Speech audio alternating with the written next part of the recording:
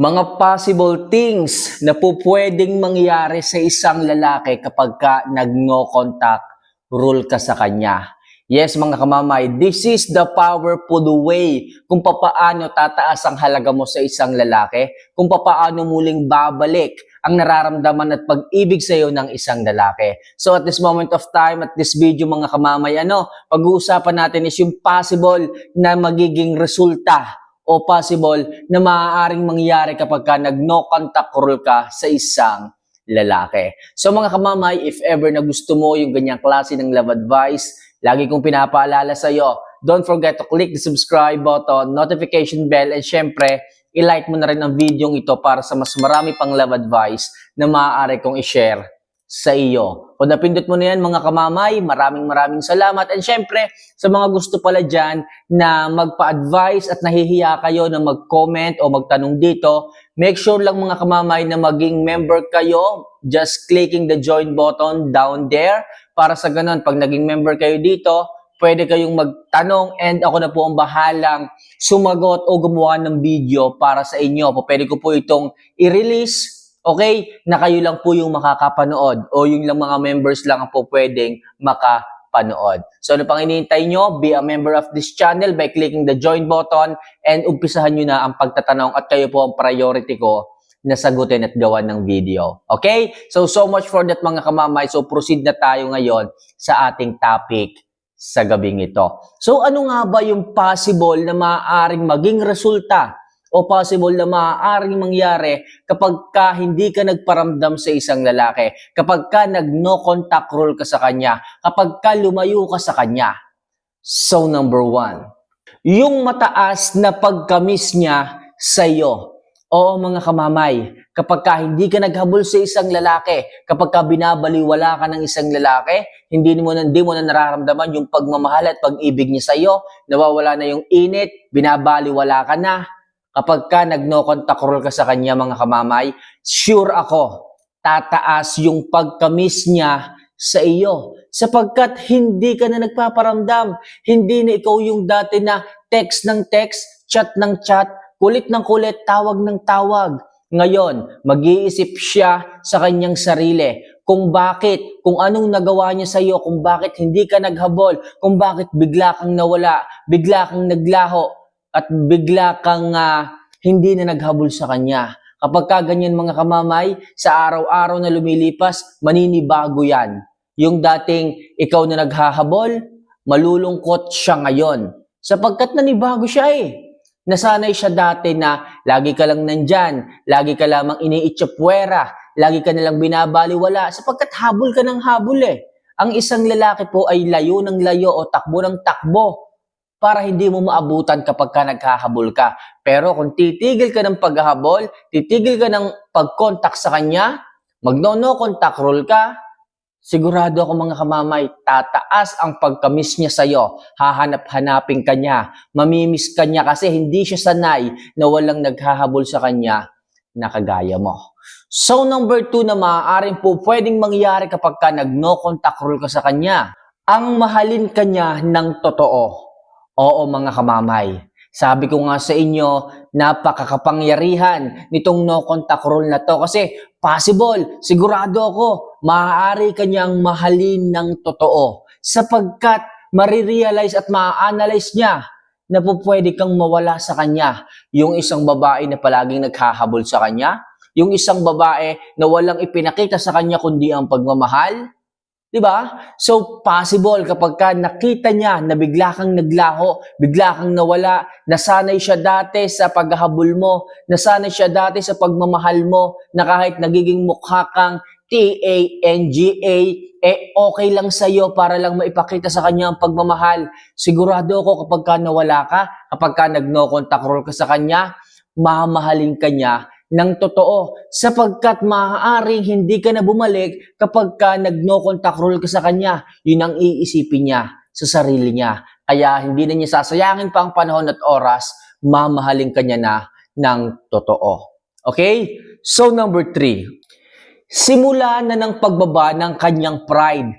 Yes, mga kamamay, mangyayari po na bumaba ang pride niya sa iyo sapagkat hindi ka na nga naghahabol eh. Wala nang dahilan kung bakit pa niya itataas.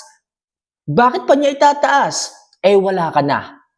Para saan pa niya dapat itaas? Eh hindi ka na naghahabol, nawala ka na. Ngayon, ang isang lalaki ay magbababa ng pride sa iyo sapagkat posible na mawala ka sa buhay niya. Posible na maghanap ka ng iba. At para manatili ka sa kanya, yung pride niya sa kanyang sarili, siya mismo ang magbababa para sa iyo. Ganyan ka ka-special sa kanya at ganyan na magiging trato niya sa iyo kapag pinatunayan mo yung tinatawag na no contact rule sa kanya.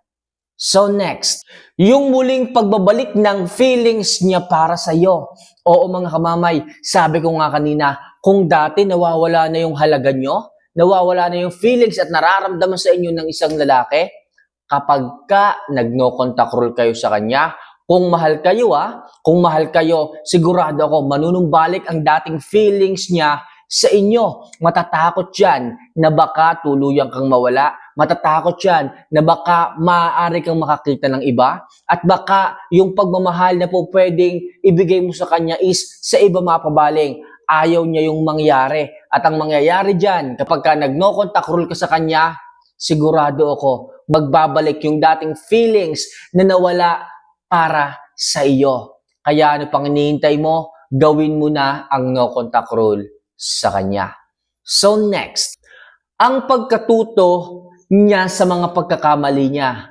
O mga kamamay, marami ang pwedeng mabago, marami ang pwedeng mangyari kapag nag-no contact rule ka sa kanya. Diyan niya marirealize kung ano yung mga bagay na pinagkamalian niya noon sa iyo. Okay? Kung bakit ka biglang napagod, kung bakit bigla kang hindi naghabol, kung dati-rati naman, lagi kang habol ng habol, chat ng chat sa kanya, yung dating maliliit na away nyo dati, okay lang sa kanya. Pero ngayon, bakit nung nag-no contact rule ka sa kanya, hahabol-habol na siya? Nagbalik na yung feelings niya sa'yo. Sapagkat, iisipin niya na hindi na ganun kahalaga ang isang lalaki para sa'yo. At ayaw niya na mangyari yon. Kaya ang isang lalaki ay matututo sa kanyang mga ginawang pagkakamali sa iyo sapagkat bigla kang nawawala, bigla kang hindi nagpaparamdam, bigla kang lumalayo. At kapag naisip ng isang lalaki na possible maiwanan siya mag-isa sa ere, sigurado ako hindi niya hahayaan na mawala ka sa buhay niya. Kaya ang isang lalaki ngayon ay matututo at hindi na siya gagawa ng anumang pagkakamali para sa iyo. So next, yung muling pagtaas ng attraction level niya para sa iyo. Oo mga kamamay, kaya po ang isang lalaki ay lumalamig sa iyo kasi hindi ka na maganda para sa kanyang mata. Nanawa na siya sa iyong ganda. Hindi na bet yung iyong kisig, yung iyong forma. Pero kapag nawala ka, nag-no contact rule ka sa kanya, lumayo ka sa kanya, hindi ka muna nagparamdam sa kanya, diyan siya ngayon mangungulila. Diyan siya ngayon maghahanap ng atensyon mo. Diyan kanya ngayon mamimiss gaya ng sabi ko sa inyo. Halo-halo na ang mararamdaman at mangyayari sa kanyang sarili kapag nagkataong hindi ka na nagparamdam. Kaya mga girls, minsan kasi ang hirap din sa inyo. Nag-no contact rule kayo, pero anong nangyari? Kayo rin pala ang sisira ng no contact rule sapagkat wala pang isang linggo nagpaparamdam na kayo. Sa halip na tiisin nyo ang isang lalaki, kayo ang hindi makatiis. Masyado kayong marurupok. Mga girls, ang no contact rule kapag sinimulan nyo, kailangan mahawakan, panindigan nyo yan hanggang dulo. Hindi yung lalambot-lambot kayo. Hindi yung lalamya-lamya kayo. Hindi yung idadahilan nyo, namimiss ko na siya. Hindi yung idadahilan nyo, hindi ko pala kaya nang wala siya. Ano pang silbi ng no contact rule nyo kung ganyan din naman pala ang mga dahilan nyo? Kaya mga kamamay, patunayan nyo, panindigan ninyo kapag nag-no contact rule kayo hanggang dulo. Kung hindi kayo magkatuluyan, kung hindi siya bumalik sa iyo, at least sinubukan mo kung totoong mahal ka niya. Kung totoong ikaw talaga ang kailangan niya sa buhay niya. Kaya mga kamamay, sinasabi ko sa inyo, pwedeng tumaas ang attraction level ulit sa iyo ng isang lalaki kapag lumayo ka sa kanya, nag-no contact rule ka sa kanya. Sapagkat mamimiss niya ang ganda mo, mamimiss niya ang itsura mo, mamimiss niya kung ano ba talagang tabas ng mga mukha mo. Ayan, so napakahalaga ng no contact rule kapag binabaliwala ka ng isang lalaki, yung tipong hindi ka na pinapahalagahan. Kaya ngayon pa lang, i-apply mo na yan. And last, yung labis na pag-iisip niya sa iyo, sa mga gabing lumilipas, sa mga gabing siya na lang ang natutulog mag-isa sa kanyang kutsyon, sa kanyang kama, hindi maiiwasan na isipin ka muli niya sapagkat may nakaraan kayo, sapagkat may pinagsamahan kayo, sapagkat nagkatabi kayo sa isang tulugan, sa isang kama. Lagi kanyang iisipin, lagi kanyang mamimiss. Pero dahil sa no contact rule ang ginawa mo sa kanya, wala siyang magawa kundi ang mamiss ka. Wala siyang magawa kundi ang mag-isip, ang maging curious para sa iyo. Iisipin niya, kamusta na kaya siya? Kamusta na kaya yung babaeng nagpatibok ng puso ko? Masaya na ba siya ngayon? Baka mamaya masaya na siya sa iba. Hindi ko hahayaan yon. Yan yung mga bagay na iisipin ng isang lalaki. Lalo siyang makakaramdam ng pagkabagot, ng pagkamiss sa iyo kapag ka nag-no contact rule ka. Sapagkat hindi ka nagkahabol eh. Hindi tataas ang pride niya. Hindi niya iisipin na, ang pogi ko, may naghahabol na kagaya mo. Hindi niya iisipin na, kahit wala akong gawin, nandiyan ka lang.